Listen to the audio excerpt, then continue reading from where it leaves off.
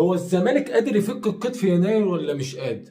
قناة الزمالك ردت على السؤال ده بكل وضوح في البرنامج بتاعها امبارح، ان الزمالك في انفراجة مالية واحتمال كبير يفك القيد بتاع يناير، وان اللعيبة اللي موجودة الوقت من الاجانب والمصريين ان شاء الله يقدروا ياخدوا مستحقاتهم. فدي فرحة وانفراجة في نادي الزمالك، وحاجة تدي امل ان نادي الزمالك ممكن يعني ايه يقف على رجله تاني في المرحلة الجاية، وان في فلوس في نادي الزمالك، وان الزمالك في انفراجة كبيرة الفترة الجاية في موضوع الفلوس، وان القيد يتفتح، وان احتمال نجيب لعيبة في يناير الجاية، واللي احنا ان شاء الله نقف كده في طريق ثابت. وبالذات ان احنا في الدوري مش بعيد عن الاهلي خالص خالص خالص، بينا وبين الاهلي ولا بعيد عن المنافسة، احنا بينا وبين الاهلي نقطة واحدة.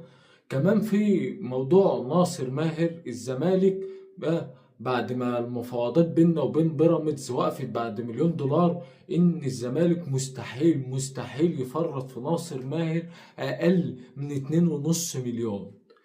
بيقول لك اصلا مسؤولين نادي الزمالك مقتنعين ان ده الرقم بتاع ناصر ماهر. مسؤولين نادي الزمالك شايفين ان لاعب زي عمر الجزار لما يتباع للاهلي ب50 مليون، ان ناصر ماهر لا يقل عنه تماما. وان لاعب زي ده مدافع بيتباع ب50 مليون، يبقى واحد زي ناصر ماهر يتباع ب2 مليون دولار او 2.5 مليون دولار بسهولة بسهولة.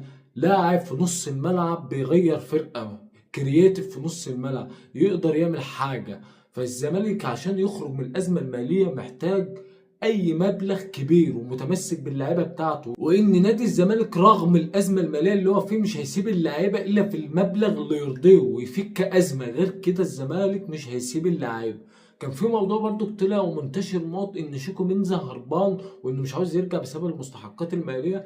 الاخبار كلها زي ما احنا شفناه ان هو نزل الماتش اللي فات، وان مفيش مشكله خالص مع اللاعب، وان اللاعب رجع خلاص يلعب حتى لعب الماتش اللي فات، فما كانش فيه مشكله خالص مع اللاعب، وكلها اشاعات بتضر بالنادي وبس. وبرضه كل الناس بتتكلم عن المدرب الجديد ومن المرشح انه يدرب الزمالك الفتره الجايه. في اخبار جامده جدا ان ميكالي بيقترب من نادي الزمالك، حتى هو طلع بتصريحات واتكلم ان هو قريب من نادي الزمالك. خلينا اقرا لكم التصريحات بتاعته. قال لك: ترشيح لتدريب الزمالك شرف كبير في ظل التاريخ الكبير الذي يتمتع به النادي وجماهيره، وهناك صعوبات مرتبطة بالمرحلة الحالية وعدم الاستقرار الفني هو ما يعطل المفاوضات. أفهم جيدا الظروف التي يمر بها الزمالك حاليا، ومجرد ترشيح التدريب يعد تقديرا لمسيرته التدريبية. وقال لك: مستعد لتولي المهمة حال التوصل إلى اتفاق جاد يحقق الاستقرار. انا بقى شايف ان المدرب دي ينفع او ما ينفعش، انا مش قادر اخد قرار.